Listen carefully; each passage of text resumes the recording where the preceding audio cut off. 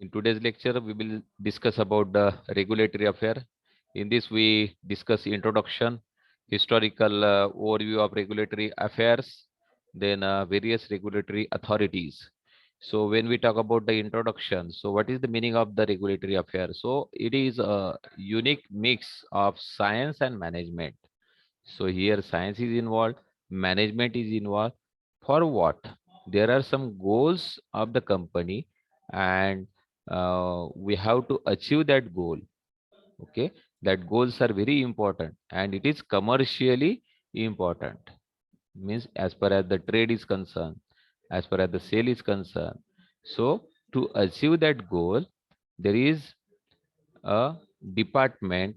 Okay, and this department is within a drug development organization. So regulatory affair is a mixture of science and management to achieve a commercially important goal within a drug development organization. So when we talk about this drug development science and management, so from the earliest phase of the development of the drug, means non-clinical studies, okay, then preclinical, clinical, some marketed survey, document preparation, documentation. In all these three, this regulatory affair is involved, and it have a significant effect for the patient and drug companies. So right from the discovery till the market and the feedback, this RA is involved. First, we will see the historical overview, how this regulatory affair is come into existence. When we talk about the world or in India, before that our independence, and say after that 100 year before, there was no such rules. Okay, then after first war or second war, after first war generally, the various previous medicine came into the India. Okay, in place of some that white color medicine, chalk powder was there, yellow color medicine, turmeric powder was there. Such types of medicament was imported into the India, and it was sold into the India. So there was no result. Patient was dying. So the rules and regulation was came into existence in the India. And when we talk about as per the word, so there are some theories, there are some strategies are there. We will see some strategies which um, insisted government to establish a regulatory agencies to come to put such types of medicament in regulatory uh, aspects. So that's why it can be governed properly, its standards can be mentioned. So the number one is the we will see now the Jamaica ginger drink tragedy in 1920. Okay, this Jamaica ginger or Jake is a highly alcoholic liquid that got around the ban by being sold as the medicine. So the government banned it, Jamaica ginger, due to its alcoholic property. Then poorly disguided medicines were blacklisted, but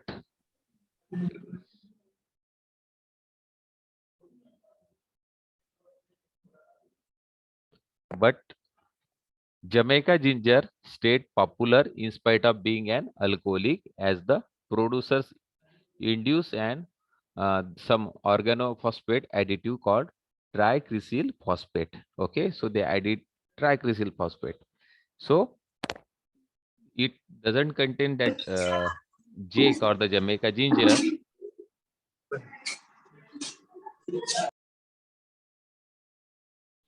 So in that Jamaica ginger drink, what they mix the tricrysyl phosphate. So they make full to the government. This tricrysyl phosphate is a slow acting neurotoxin. Okay, so it affects the neuron. Neuron, what is the role of the neuron? They control the movement. So the due to this toxic effect, They cause a muscular pain, then tingling in the lower leg, followed by the muscular weakness, arms, legs, leading to the paralysis. So many patients got paralyzed when they take this Jamaica ginger drink, which contains tricrylyl phosphate. Then the next was the sulfanilamide elixir tragedy. Sulfanilamide, it could fight some staphylococcal infection in the humans. So these medicines were mostly formulated as capsules and tablets. But that SC Messengill company was there from Bristol. Okay, they decided to prepare a liquid of sulfanilamide. Okay, and it within a short period, the sale of this liquefied sulfanilamide was increased. Okay, so this solution contains 10% of sulfanilamide and 72% diethyl glycol and 16% water. Okay, so this solution was prepared containing these three ingredients. So this preparation lead to mass poisoning of 105 patients treated with this untested medication due to the presence of diethylene glycol. So diethylene glycol causes poisoning effect into the patient even that patient was uh, consume this liquid. So this is the sulfanilamide elixir tragedy. Okay, they prepare the elixir of sulfanilamide. Only that sulfanilamide initially was available only in the tablet and capsule form.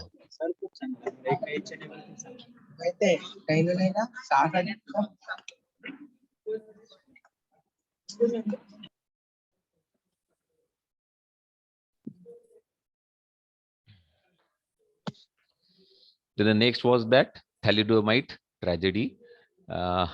This thalidomide was used to as a sleeping pill or the tranquilizers. Okay, many after that first that World War, Second World War, what happened?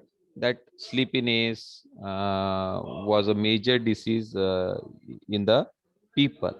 So to overcome that disease, or we can say that that condition, thalidomide was prescribed by many physicians. So there was one Australian physician was there, especially he was the obstetrician, means gynecologist. Okay, so he started prescribing these medicines to the pregnant women, because pregnant women also have that morning sickness problem. So it was thought that it will elevate the morning sickness conditions. So it was given to the pregnant woman. But what happened? The babies was born within that period. Okay, there was some limbs was absent, malformed limbs was there. Okay, so the damage was revealed in 1962. So till 1962 this medicine was very popular and was prescribed by the obstetrician. Okay, so when it was observed that the there is malfunction limbs is due to the thalidomide. Okay, the government thought that there should be a rigorous and a very stringent authority and rigorous and stringent process should be there for the testing, approval, and marketing of the product. So this thalidomide tragedy, sulfanilamide tragedy, Jamaica ginger drink tragedy, such types of tragedies help, or uh, we can say that make government to thought about standardization of drug. So in according to that, some rules came into existence, but people also finds the way for in uh, that laws. So in 1982 there was again a generic drug scandal was there.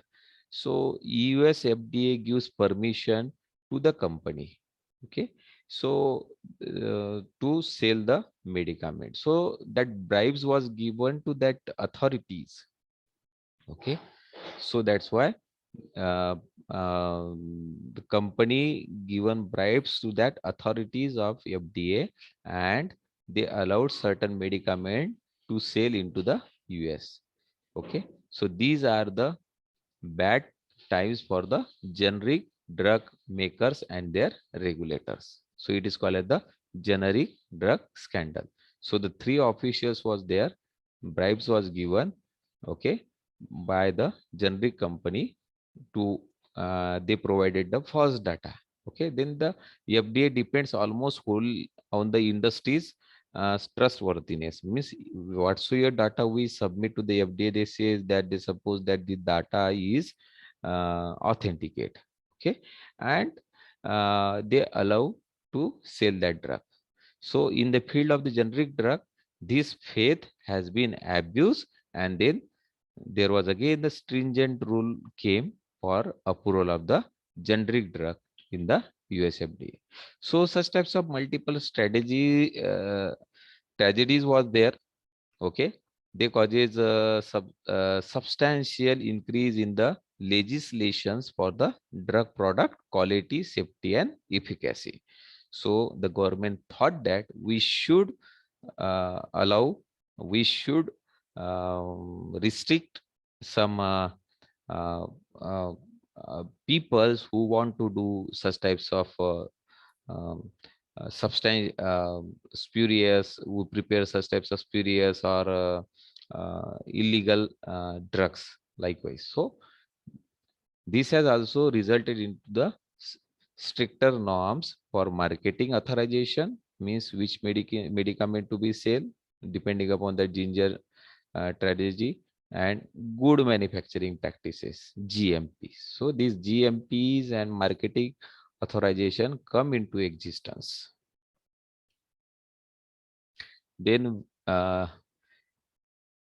when we talk about this generation of various regulations, major incidences made us to understand that rules and regulations are required to prove safety along with efficacy of drug. And there was again such another incidences are there. We will not go in detail. There was the diphtheria epidemic lead to 1902 with Biologics Control Act. Then publication of the Jungle by upon Sinclair led to 1906 Pure Food and Drug Act. Okay. Then elixir of sulfanilamide lead to in 1938 Food and Drug Cosmetics Act. Okay. Then thalidomide tragedy was there. It caused, or due to that thalidomide tragedy in 1962, there is the Capier Harris amendment was there. Okay. Then Dalton Shield lead in 19 lead to generation of Medical Device Amendments Act in 1976. Then Brock Shelley heart wall. Okay, so due to this tragedy, there was the Safe Medical Device Act was come into existence in 1990.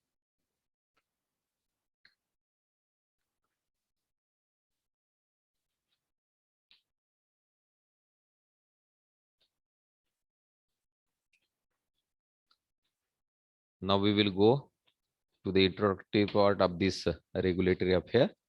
A new drug requires many millions of dollars to develop. Means whenever we want to develop a new drug, lot of investment is there. Then uh, we thought that moiety is now ready, and if we want to sell it, and if we don't have any authorities to see, we develop this medicament in India, and we want to we want to sell it into the US FDA or in USA, we have to take permission of the FDA. So if we started the permissions during its development phase, that is the clinical studies, so we get it very earlier. And if we if we applied for the permission after fully development, so there is lot of time will be there required. Lot of time is required, and a single day delay into bringing it to the market has a considerable financial consideration, means huge loss to the company. If another company launch your molecule, you can't launch it. If it could delay, so that the payment and all these things will be the it will be the burden over that company. So as medicines play a vital role in the human's life, there must be regulation for the medicines ensuring quality, safety and efficacy of the drug, because all these medicines are consumed by the human, means it is directly related to the life. It will cause the threat to the life also if we not maintain the quality, safety provisions are not there, or there is efficacy is not there, some toxicological effects are there. So for that reason, regulatory affair come into the existence. So the persons from that regulatory department, okay, is responsible for holding products in compliance and maintenance and maintaining all the records. So one of the vital activities of the regulatory specialist is to ensure that the all the information regarding medicines has been correctly established to the patient, covering labeling also. Okay, so so that person is responsible for to do each and every activity, and if there is some small mistake is there related to that activity, okay, what happened, the approval will not be given to that product. And if that product is already into the market and there was some problem is there, we have to recall the product. If we recall the product, means our investment into that particular product, okay, it is waste, and there is this loss to the company in the form of the money. So the drug development to the commercialization is highly regulated. So to avoid the losses, where will be the loss? That product will not be approved, or that product will not be allowed to sell into that regulatory market because it is not that proper documentation is not submitted, or if it is during the marketing of that product, if proper documentation is not there, recalling will happen. So to avoid all these activities, okay, the drug regulatory authority person is responsible, and he plays a major role in the marketing and distribution of the drug.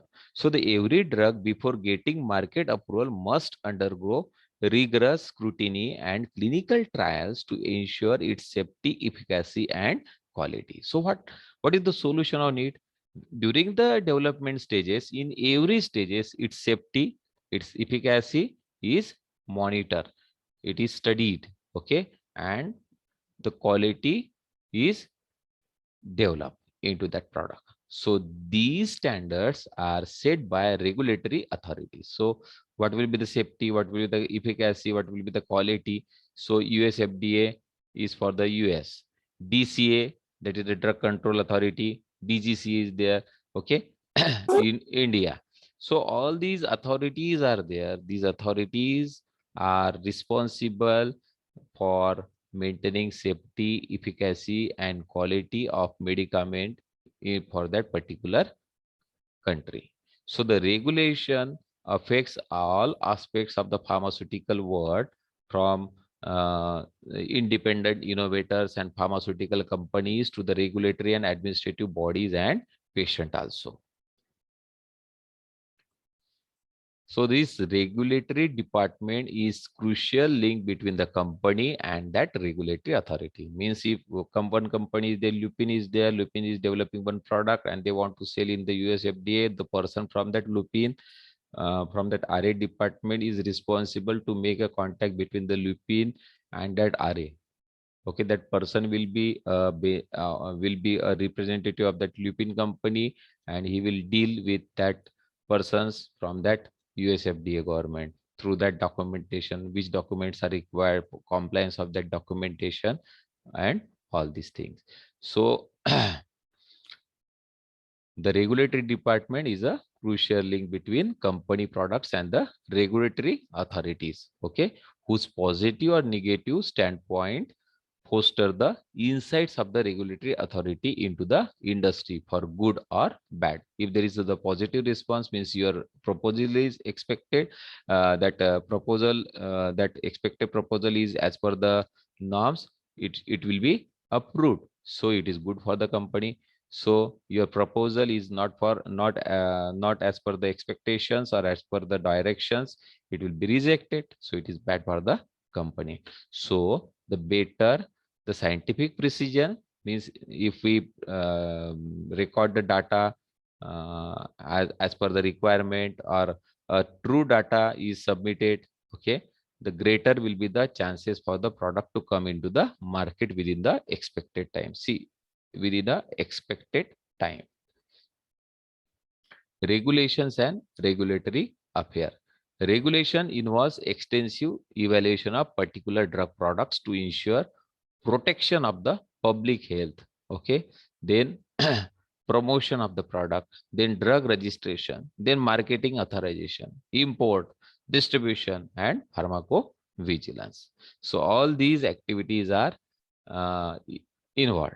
Then regulatory affair is a comparatively new profession which has developed from the desire of governments to protect public health by controlling the safety and efficacy of the products in the area, including pharmaceuticals, veterinary medicines, medical devices, pesticides, agrochemical, cosmetics, and complementary medicines. This regulatory affair is a unique mixture of science and management. We are already discussing the definition to achieve a commercially important goal within a drug development organization. So this regulatory affair takes care of development plan, then supervising, writing or reviewing, assembling, and submission management. So all the documents related to this development, writing, then supervising of that document, then assembling that document, then its submission to the management is done by the regulatory affair personnel. So they give strategic and technical advice at the highest level in their companies.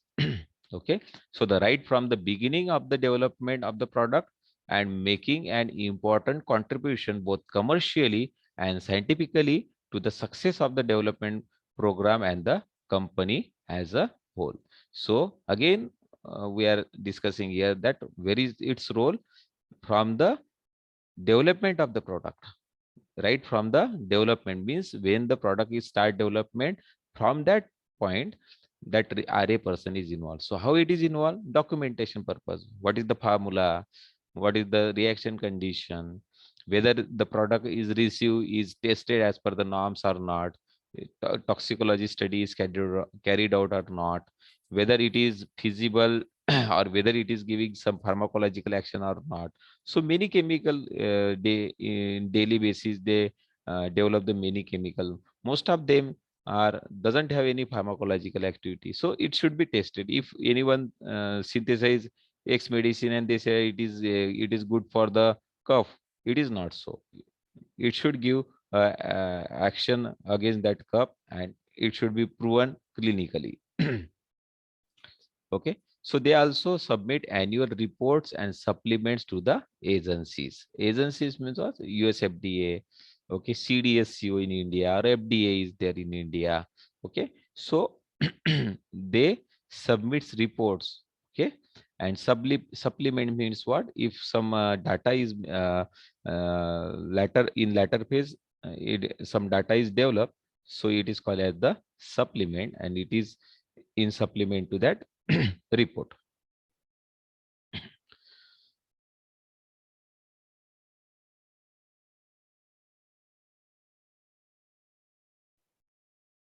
So this profession acts as an interface between the pharmaceutical industry and the regulatory authority. This department mainly involved in the registration of the drug products in respective countries prior to their marketing. Okay, so it can be of domestic regulatory affair, that is within that country. Okay, that country of origin, and then international regulatory affair other than country of origin. Then regulatory network. Drug regulatory affair regulate pharmaceutical business through designing appropriate laws and enforcing the same so that the drugs meeting the highest standards. Okay, drugs meeting the highest standards of quality and are brought into the global trade. Rules and regulations are being prepared considering global, regional, and national pharmaceutical trade as well as necessity of the drug based on the patient population. Okay, drug regulatory affairs, regulatory network. There is the global, regional, and national. Okay, rules and regulations are considered. Every country have their own rules and regulations. Then first we see the global regulatory network. Global regulatory network as defined by regulatory representatives of each country in the world. ICH in collaboration with the USA, European Union and Japan issues harmonized technical requirements for the manufacturer to follow for EMA in these three regions. So ICH develop guidelines related to the manufacturer. We call it the ICH guideline. Then WHO is comprised of balance all countries of world, that is except USA, UN, European Union and Japan.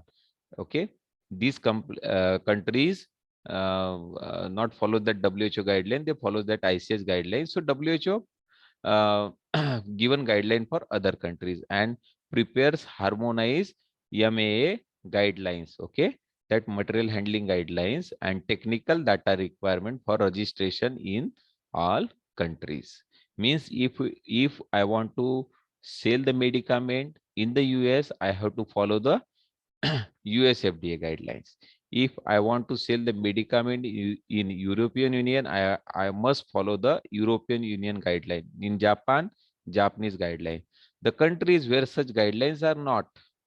So for such countries, WHO provide the guideline, and that country should follow the WHO guideline if they want to sell the medicament into that country where such regulatory authorities are not available. Then regional regulatory network. Regional means some regions are there, that ASEAN countries, APEC countries, GCC countries, okay, European Union, then PANT, that is the Pan American Network is there. So this is the regional network. So to facilitate the trade within specified regions or the countries have come together and form a common trade association. So the regional trade association defines rules and regulations for common marketing authorization application as well as technical data requirements for pre-marketing authorization. Before marketing authorization is required. Okay. Then national regulatory network is there. National means that particular country. So US have US FDA, Japan have MHLW, that is the Ministry of Health, Labor and Welfare. In UK, there is the MHRA, that is the Medicines and Healthcare Regulatory Agency. In Australia, there is the TGA there, Therapeutic Good Administration. In South Africa, MCC is there, that is the Medicines Control Council. So all these are the regulatory agencies which is set up by the government of that particular countries, okay, which prepares a law which is based upon the healthcare status for that particular country, and these laws are at par with the global and regional legislation to regulate the healthcare business. Means if that country is comes under that WHO guidelines or they want to follow that WHO guidelines, but if that country WHO says that you have to follow my guideline, but at the same time after that WHO guideline they have to follow that country's guideline also. Okay, that minimum that WHO is there, but WHO will not give the permission. The regulatory agency from that particular country will give the permission. So it is very necessary to follow their rules and regulation. Okay. In India, we have CDSCO. This is very important. In China, SFDA. In Brazil, Anvisa is there. Russian Federation. All these are the various regulatory authorities. Okay. So you must know the name of all these regulatory authorities. So in today's lecture, we discuss about the introduction, historical overview, and regulatory authorities. First, why there was a need to generate to implement this regulatory affair was studied. There was the Jamaica ginger drink tragedy was there. Then sulfanilamide elixir tragedy was there. Then thalidomide tragedy was there. Then generic drug scandal was there. So it such types of incidences, okay, force government to implement the laws, and this uh, uh, regulatory affair department come into existence. And there is regulatory affair. When we talk about the regulatory network, global, regional, and national regulatory network is there. Okay.